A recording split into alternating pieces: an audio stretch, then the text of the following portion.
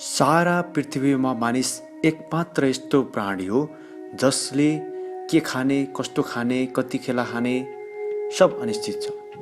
पृथ्वीमा अरू सबै प्राणीको निश्चित समय हुन्छ, कति मात्रामा खाने, कस्तो खाने निश्चित हुन्छ। समयअनुसार शिकार गर्छन्, मात्रा अनुसार खान्छन्। बाघले घाँस खाँदैन, ऊ खानै छ। यसको मतलब बाघ मांसाहारी जनावर हो, उसले शाकाहारी भोजन गर्दैन। मानिस आफूलाई चेतनशील प्राणी सम्झन्छ, तर आजसम्म छुट्याउन सकेको छैन आफू शाकाहारी हो या मांसाहारी हो।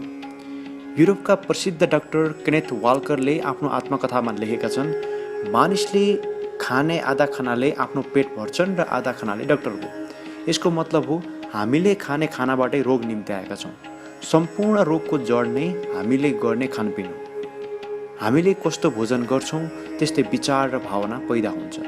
भोजनले शरीर मात्र होइन, मन बुद्धिलाई समेत प्रभावित गराउँदछ। बुद्धिजीवी मानिसहरू अनेक थरी उपाय रच्छन्। कोही भन्छन् मानिस शाकाहारी जीव हो, कोही भन्छन् मांसाहारी पनि हो। यसको मतलब मानिसहरू आफ्नो व्यवसाय बढाउनका लागि यस्ता तर्कहरू दिने गर्छन्। अझ मेडिकल माफियाहरूले त शुद्ध अर्ग्यानिक खाना हाम्रो भान्सामा पाक्ने भोजनलाई विस्थापित गरी प्याकिङ खाना जुन वर्षौँसम्म फ्रिजिङ गरी राखिएको हुन्छ त्यस्तो खानालाई विज्ञापन गरेर खानालाई प्रोत्साहित गरेका छन्। अर्को रोचक कुरा के छ भने विद्यालयका पुस्तकमा समेत जङ्क फुडहरूकै पाठ्यक्रम राखिन्छ। बिहानको खाजा ब्रेकफास्ट के खाने पुस्तकमा उत्तर राखेको हुन्छ ब्रेड, नुडल्स, बिस्कुट इत्यादि, जुन कारखानामा बनाइन्छ अनि प्याकिङ गरी वर्षौँसम्म बिक्री वितरण गरिन्छ। हाम्रो पाठ्यक्रममा बिहानको खाजा मकैको रोटी, जौको रोटी, मकै, भटमास हो भनेर किन पढाइन्छ? किनकि हामी विदेशी गुलाम मानसिकताबाट गुज्रिरहेका छौँ।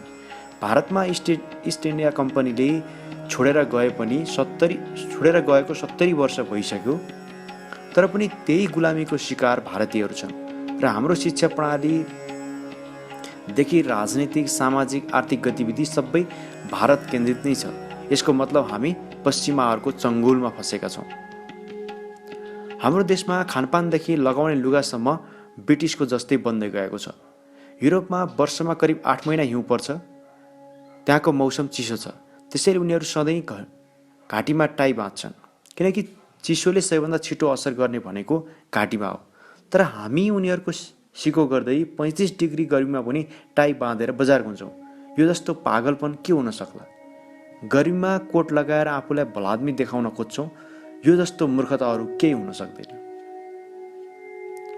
युरोपमा जाडो छ, चिसो ठाउँमा वर्षौँसम्म खानेकुरा राख्दा नबिग्रन सक्छ, तर हामी त्यही सिको गर्दै फ्रिजमा राखेर भए पनि महिनौसम्म त्यही खाना खान्छौँ।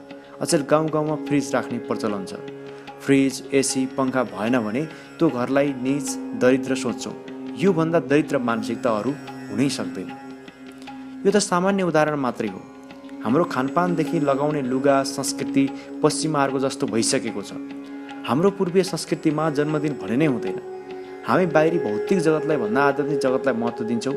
मानिसको भौतिक शरीर परिवर्तन भए पनि हाम्रो अस्तित्व आत्मा एउटै हो। न यो जन्म लिन्छ न मर्छ, यो सदा भइरहन्छ। तर हामी पश्चिमाहरूले जे गरे पनि वैज्ञानिक कारण छ भन्दै प्रत्येक वर्ष जन्मदिन मनाउँछौँ। लाखौँ खर्च गर्ने, मदिरा, मांस सेवन गर्ने प्रवृत्ति छ। हुन त हाम्रो आत्मालाई भौतिक स्वरूप दिने शरीर जन्मको दिन सम्झनु राम्रो होला, तर हामीले जुन संस्कृति र जन्मदिन मनाउँछौँ र जुन चिजहरू खान्छौँ यसले हाम्रो शरीरलाई फाइदा नगरे पनि पश्चिमाहरूको चिकित्सा विज्ञानको फाइदा भने पक्कै गर्छ।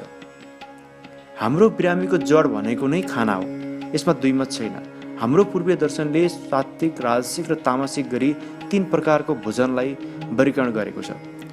सात्विक भोजनले हाम्रो शरीर, मन, बुद्धिलाई स्वस्थ, शान्त बनाउन सहयोग पुर्याउँछ। सात्विक भोजन गर्दा शान्ति, संयम, पवित्रता र आनन्द जस्ता गुण विकसित हुन्छन्। परिश्रमपूर्वक आफ्नै धनद्वारा ल्याइएका पवित्र खाद्य पदार्थहरू सात्विक भोजनमा पर्छन्।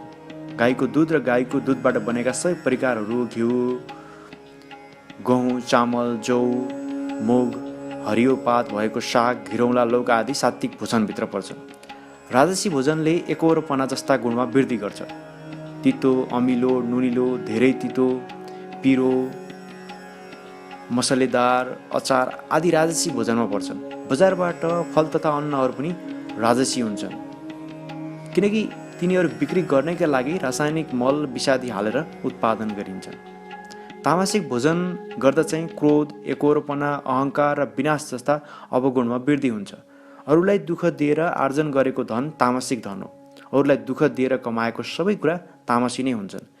माछा, मासु, जाँड, रक्सी, तमाकु, गुड्का, अन्डा, बासी भोजन, तितो, पिरो, टर्रो, दुर्गन्धयुक्त किराले खाएको खानेकुरा जुन प्याकिङ गरेर बजारमा आएको हुन्छ, यी सबै तामसिक भोजन हो। यी भोजनहरूमा सबैभन्दा उत्तम भोजन भनेको सात्विक भोजन हो र हाम्रो पूर्वीय दर्शनमा यसै भोजनमा जोड दिएको छ। तर आजकल हामीले राजसिक र तामसिक भोजनलाई बढी जोड दिइरहेका छौँ। उपचार गर्नुभन्दा रोग लाग्नै नदिनु उत्तम हो।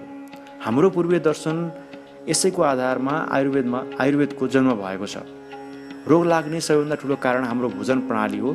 त्यसैले खानपानमा ध्यान दिनु आवश्यक छ। भोजन सात्विक भयो भने हाम्रो मन बुद्धि शान्त हुन्छ र मन शान्त भयो भने जीवन आनन्द र स्वस्थ रहन सक्छ।